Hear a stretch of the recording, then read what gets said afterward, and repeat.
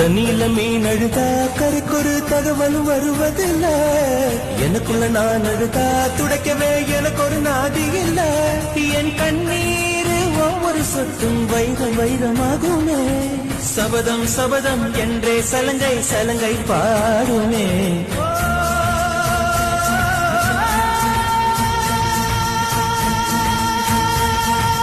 தோனி வந்து தலையை கீழே தொங்க போடும்போது முடிஞ்சு அவ்வளவுதான், உலகமே அழிஞ்சிச்சு நினைச்சோம். ஆனா வந்தாரு பாருங்க ஜடேஜா, அச்சாம பாருங்க. சபதம்